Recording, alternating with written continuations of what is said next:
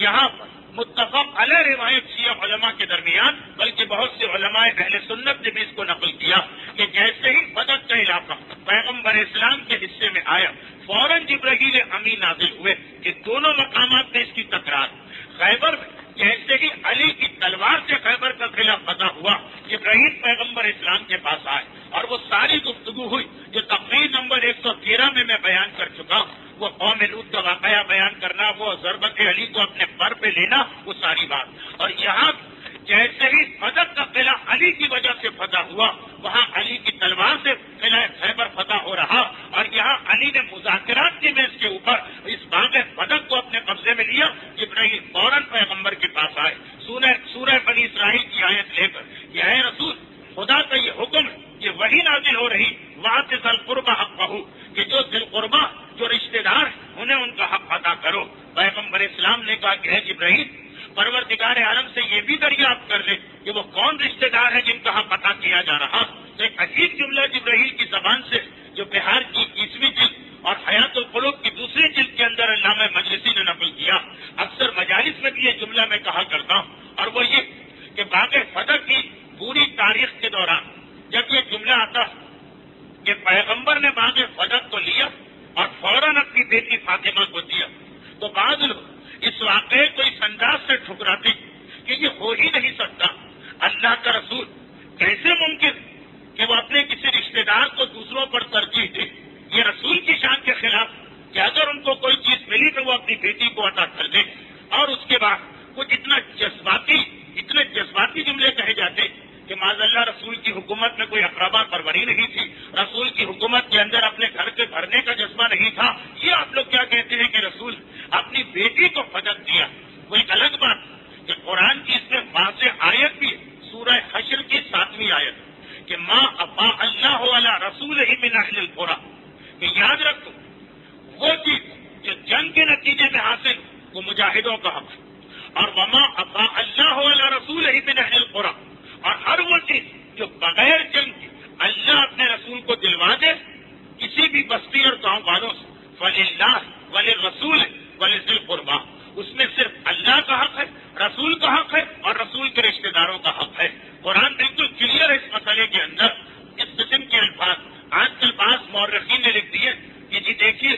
یہ لوگ بدر کے مسئلے میں اتنی گمراہی میں مبتلا ہوتے کہ جو ہم حکومتوں پہ تہمت الزام لگاتے کہ وہ اپنے والوں کا گھر بھرا کرتی ہے اور اقربا پروری کرتی، یہ لوگ کہتے ہیں کہ رسول بھی ایسے ہی تھے معاذ اللہ۔ سورہ حشر 7ویں آیت بالکل کلیئر، یہ نصر قرآن کی جس کے آگے کسی منطق و فلسفے کی گنجائش نہیں کہ اگر لشکر اسلام کے ذریعے سے کوئی علاقہ ملے مجاہدوں کا حق، اور بغیر لڑائی کی کوئی علاقہ ملے وللہ ولرسول ولذی القربی، اس میں کسی مسلمان، کسی مومن، کسی مجاہد کا حصہ نہیں، یا اللہ کو جائے گا یا رسول کو جائے گا یا رسول کے رشتہ داروں کو جائے گا۔ یہ نفس صریح اپنی جگہ، لیکن اس کے علاوہ بھی اس مسئلے کا ایک پہلو ہے، اور وہ یہ کہ بدر کا علاقہ جیسے ہی ملا پیغمبر نے فوراً اپنی بیٹی فاطمہ کے نام اس کو تحریری صورت میں لکھ کے دے دی۔ اور یہاں پر ایک جملہ میں کہتا ہوں کہ اگر اس واقعے کو ہم یوں پڑھیں، یہ اگر کہیں کہ رسول نے اپنی بیٹی کو دیا تب بھی نص قرآنی سے بالکل صحیح عمل، لیکن اصل میں رسول نے اپنی بیٹی کو دیا ہی نہیں، رسول نے خدیجہ کی بیٹی کو دیا، اپنی بیٹی کو نہیں دیا۔ ان دو جملوں میں فرق، رسول اپنی بیٹی کو نہیں دے رہے، رسول آگے بدر خدیجہ کی بیٹی کو دے رہے، اور بات بالکل کلیئر۔ بہت ہی واضح چھوٹی سی مثال، ایک آدمی جب غربت میں تھا، ایک آدمی جب واقعے کے عالم میں تھا، ایک آدمی جب بھیک مانگنے کے عالم میں تھا، کسی نے آ کر اس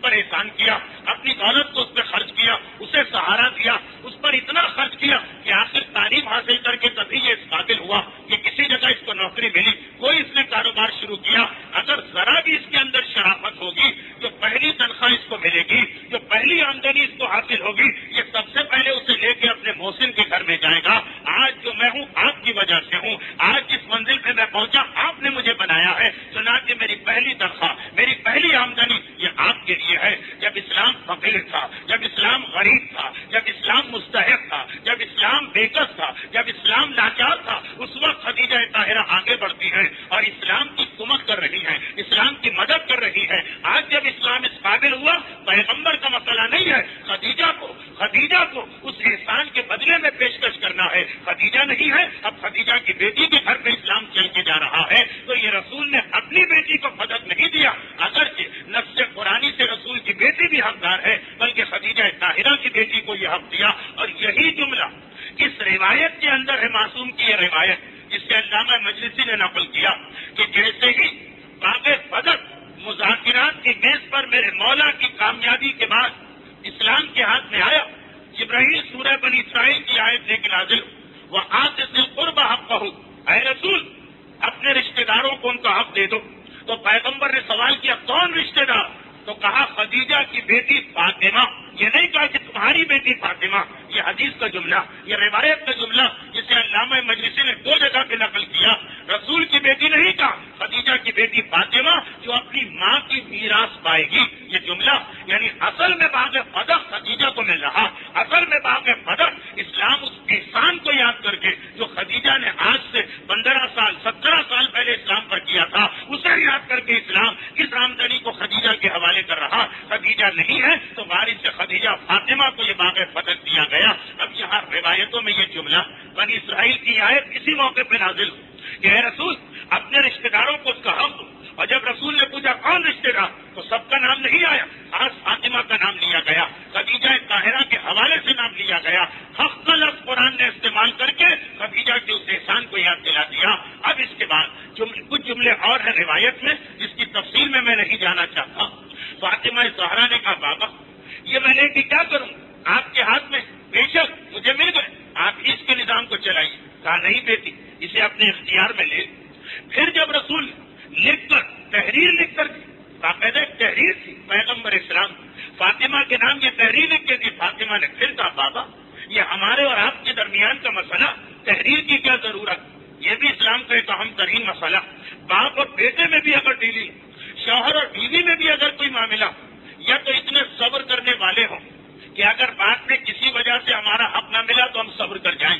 لیکن اگر اتنے صبر کرنے والے نہیں ہیں بعد میں تو ابھی سے اس کو تحریر میں لے کے آ جاؤ۔ جس وقت رسول نے تحریر میں لکھ کے اپنی بیٹی کو دیا تو شہزادی کا جملہ ہے کہ بابا